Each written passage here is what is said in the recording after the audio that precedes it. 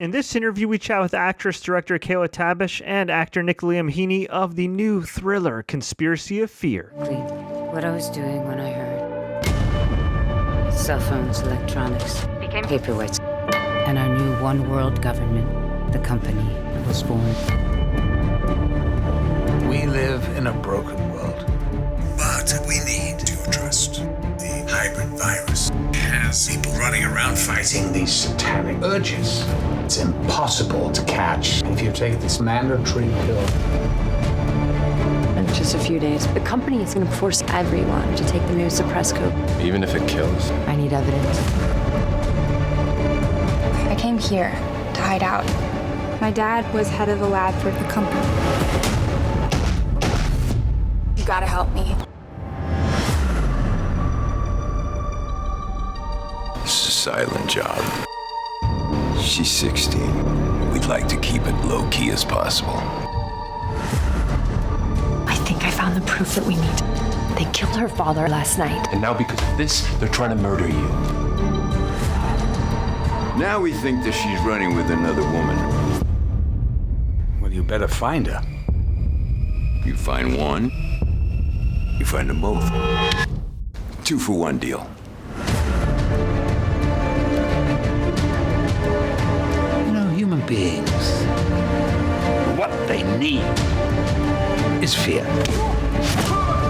Those that create the fear, they possess all the control. You ready?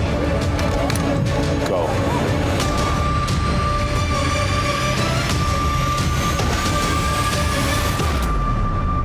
This is a good company.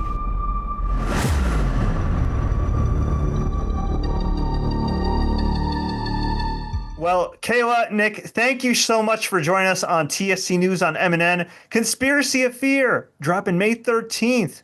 This is an awesome thriller with some sci-fi elements, a lot of action as well. Definitely a nail-biter. How does it feel after all these years with this whole filmmaking process to finally come to the finish line where people can see this right now pretty much wherever they are? It's bittersweet. I kind of feel like, thank goodness, but also like, finally.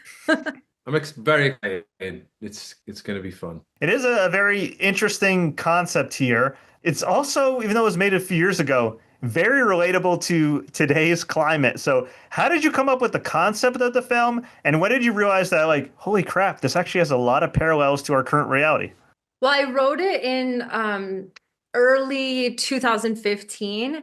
And so at the time I was like really into conspiracy theories. You know, some of them are a little bit on the edge, like the world's flat. I'm like, okay, that's probably not true. But then there's other ones about like JFK and there's all sorts of like political and then even non-political, just that kind of really struck a chord in me in like 2012 and kind of planted that seed. And then the script came out of that. And what's interesting is it was shot and written all before all this craziness started happening. So as that was unfolding, everybody from the cast and crew were calling and being like, did you have like a premonition or something? Because this is so close to what's actually happening right now. So when it comes to acting, producing, doing things behind the scenes, and then all of a sudden, you know what, I'm going to write and make my own film.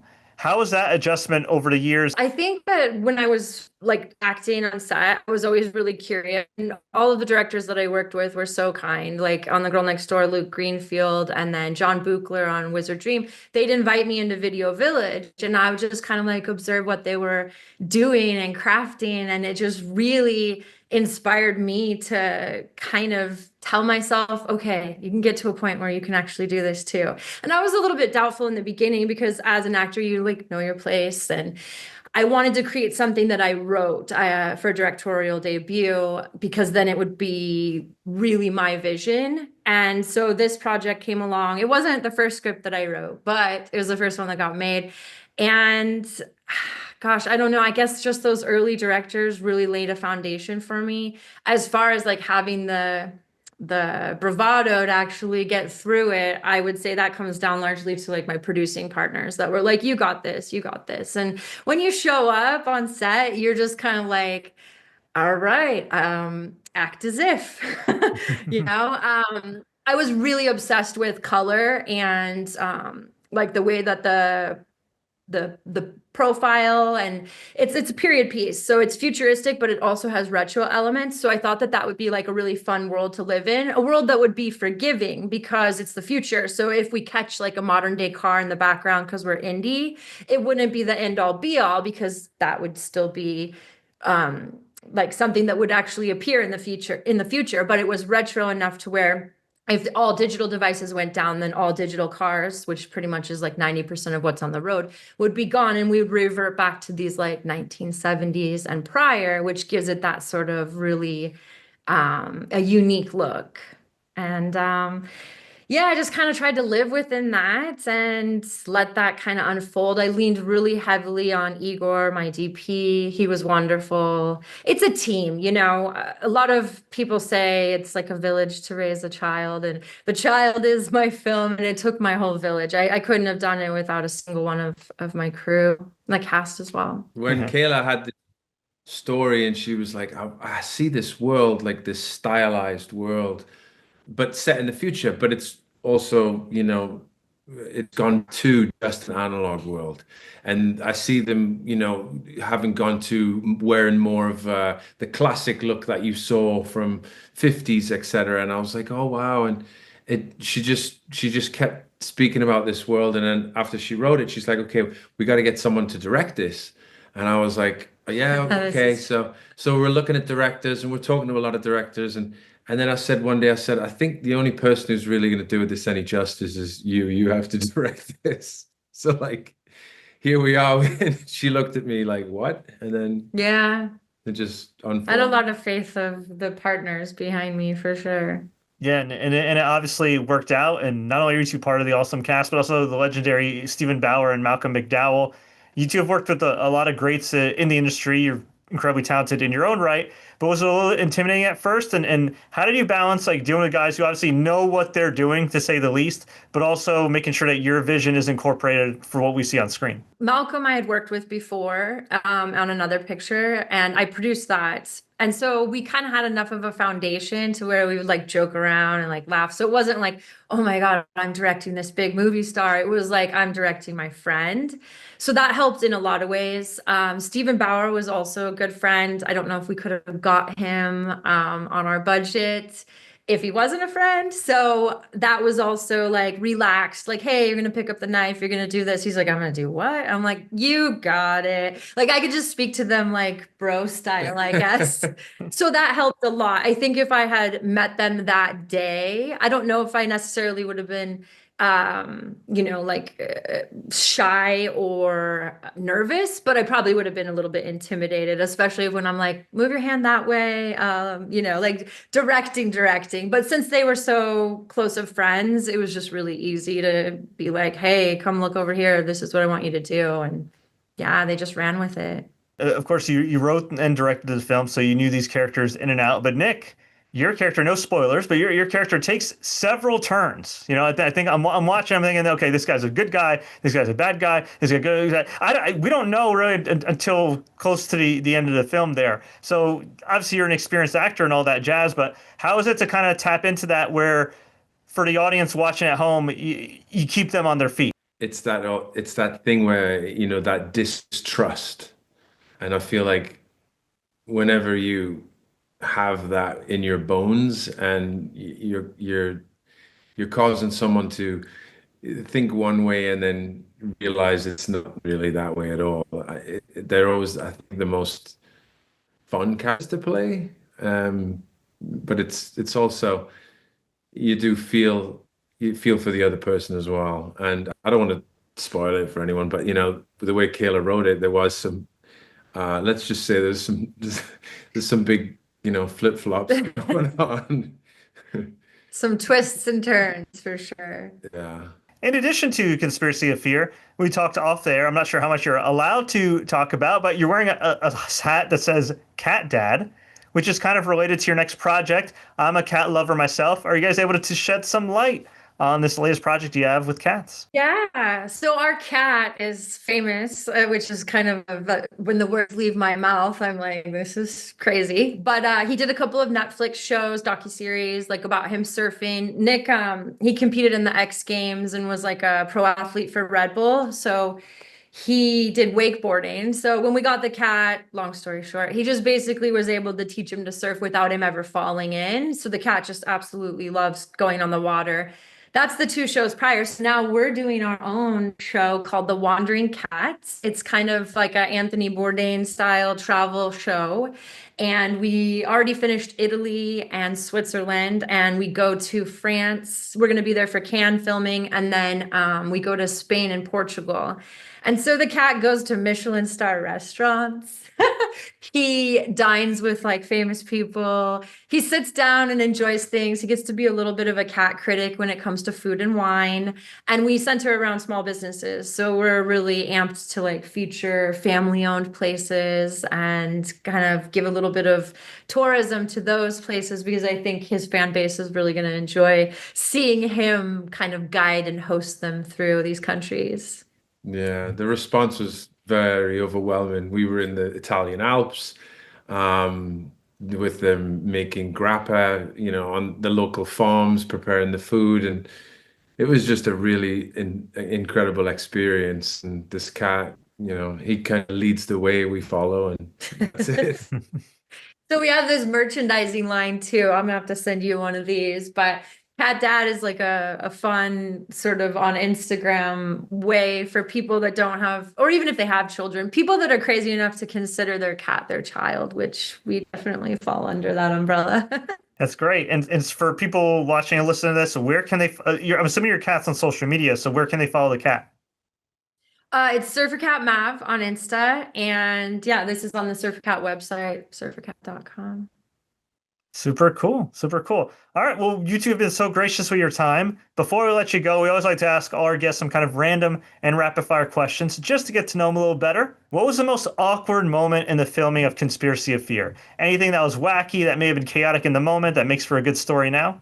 When we lost a location. So everything's hinging on it. We had a location locked. It was somewhat of a trade-free base, and don't ever do that. Always charge at least $50 because they can bail and there's no contract in place. And we had Malcolm McDowell showing up the next day. Luckily, my cousin, who's one of the producers, she knew a lovely lady across the street that had a location right by her house. And so we were able to like fix it and go. But that was a really scary time because we were like, ugh. There was also 2 parts here. We didn't have Malcolm. So that was probably pretty crazy too, up until about 2 days before he worked.